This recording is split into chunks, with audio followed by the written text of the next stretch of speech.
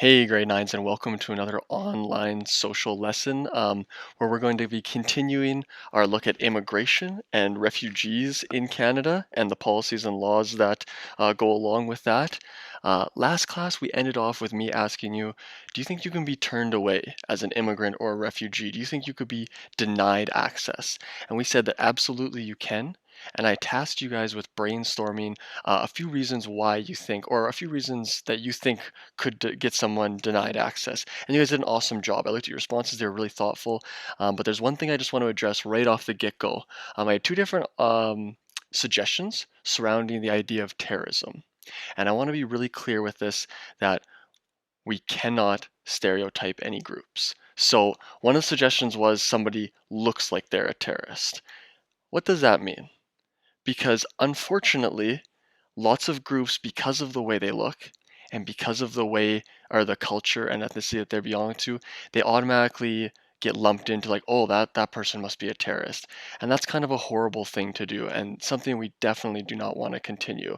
Um, so another one I saw was that somebody was associated or in connection with a terrorist group, and that is definitely a reason for you to be denied access. So there's no way you can look like that because there's no way to look like a terrorist, but there is a way to be connected to them by the interactions and the groups that you connect with. So the first way is exactly that, to be connected with groups online. Lots of the government monitors websites and potential groups that are conducting terrorist uh, planning and information like that. And if you were somebody that was found to be connected to that website or that group, you would definitely go on a list and it would severely impact your ability to immigrate to another country.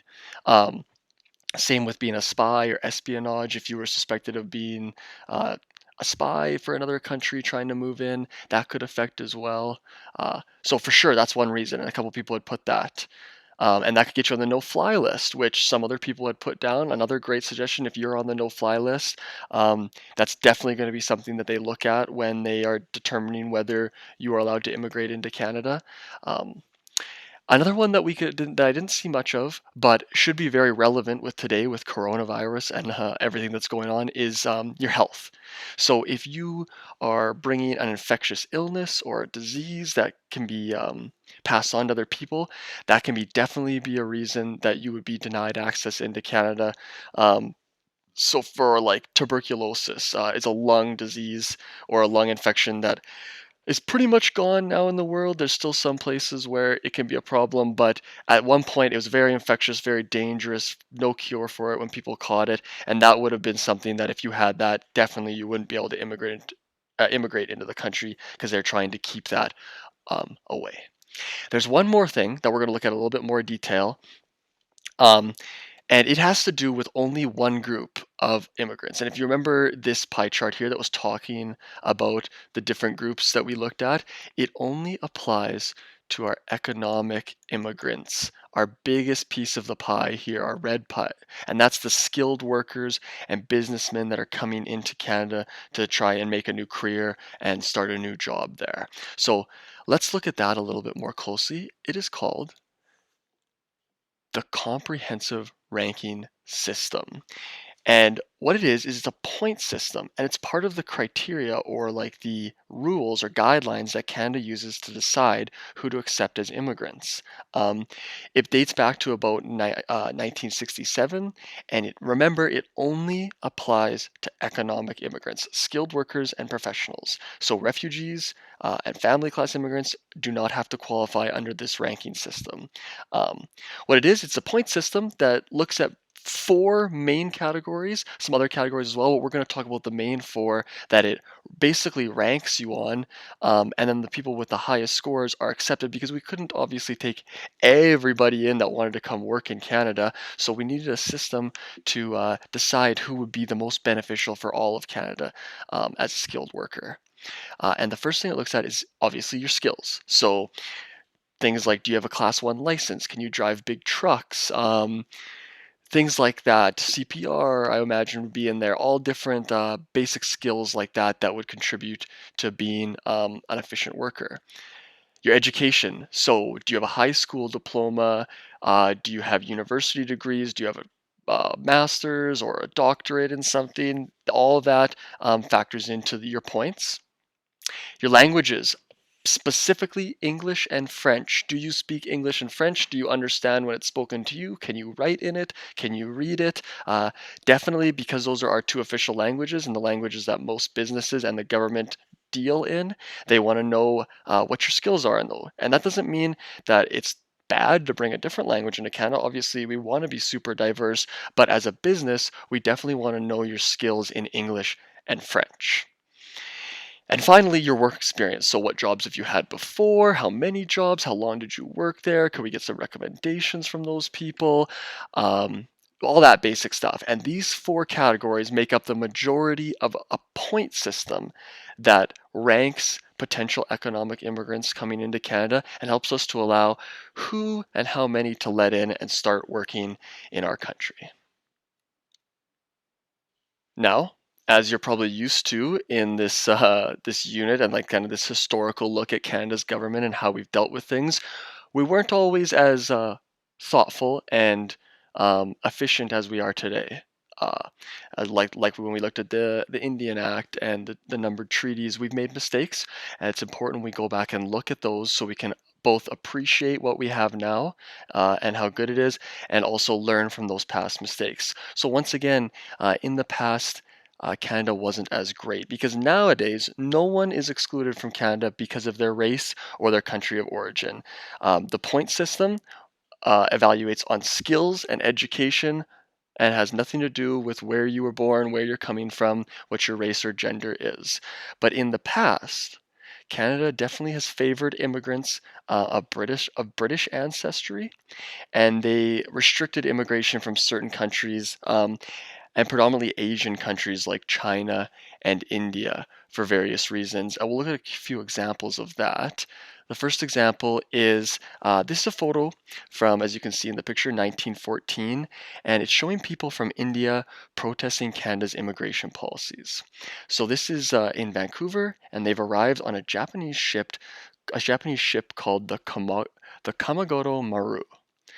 And at this time, Canada's government hadn't said that people from India can't immigrate here, but what they had said is that you cannot immigrate from India if you've gone to any other countries first. So it's kind of a loophole because there was no direct ships. There was no direct pathways from India to Canada at the time, so it was impossible to do that. So they were kind of playing the system a little bit. So since there was no shipping line directly from India to Canada, they had to go to Japan first. And Canada's policy was therefore excluding immigrants from India. The officials would not let the passengers of this ship off, so they stayed and protested. And the supporters of the protest, so people not on the ship but that supported this protest, they challenged the decision in court, but they lost the case. And this ship was forced to return to Asia with everybody on board. Another example of this um, was for people from China. Like we said, India and China were the two groups that Canada kind of tried to, well, at the time, discriminated against as immigrants. And this is a lady named Debbie Yam from Toronto, and she's showing what is a head tax certificate of her Chinese grandfather. So between the years 1885 and 1923, Canada discouraged immigration from China by requiring every Chinese immigrant to pay a fee, and it was known as a head tax. And it was one of those laws you can imagine people immigrating over probably didn't have a ton of money, definitely not enough money to spare just to pay like an entry fee to come in, especially when other people didn't have to pay that same fee. Quite discriminatory and quite unfair. Um, and this was one of several different laws that restricted immigration from Asia.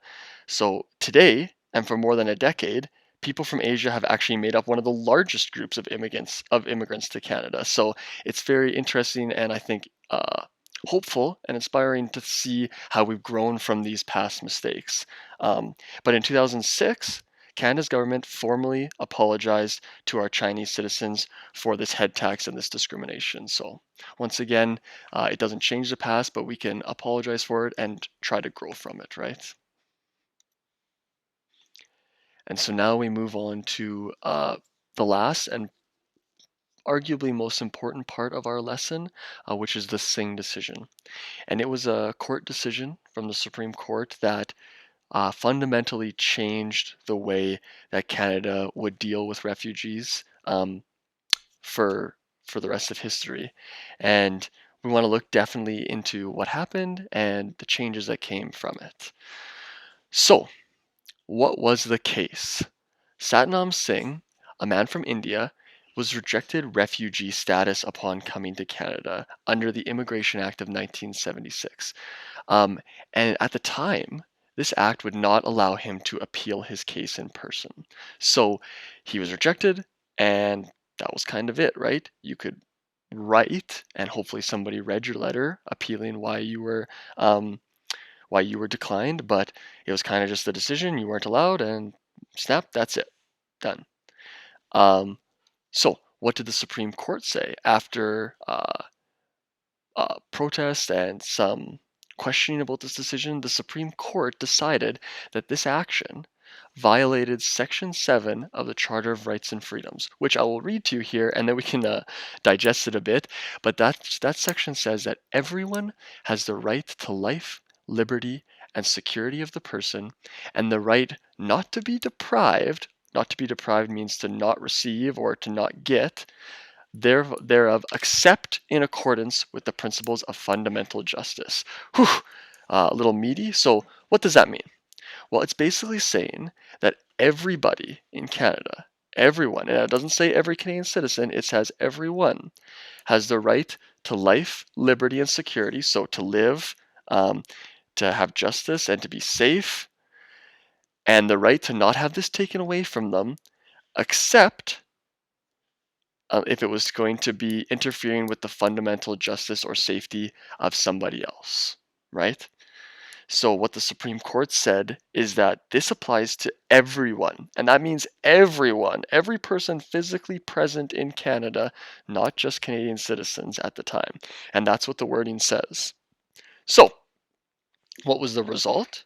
The result of this case was that after this, all refugees now have a right to an in hearing where they can attend in person and talk face to face and defend their case, why they should be accepted, why they should be allowed back into Canada.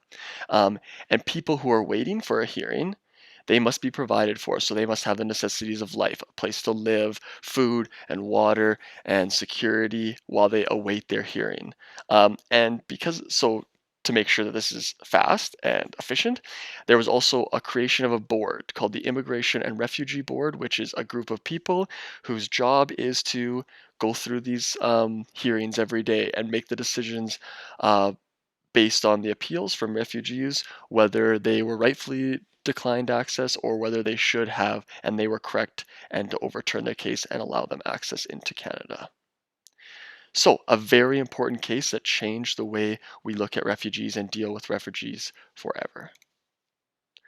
And that ends the lesson today. Your homework for today is there is a short exit ticket. I'm going to ask again that you score 80% or better. There's not very many questions on it, so you're going to have to probably get most of them right, but that's okay. You can come back and watch this video. You can go through it as slow as you want and pause at points. I just need to make sure that exit ticket is done correctly. Number two, there is an assignment called Perspectives on the Singh Decision. And what it's going to give you, it's going to give you a bunch of different Canadian perspectives on the changes that were made from this decision. Because, like we've said, immigration and refugees and our policies is a polarizing topic. Definitely, people in Canada have different opinions on how it should be done, who should pay for things, and all that. So it's from our textbook and it has 5 different perspectives, and you're going to have to pick 3 of them and respond to those perspectives. And then your final bit of homework today is to have an incredible weekend, and I will see you guys on Monday. Take care, stay safe.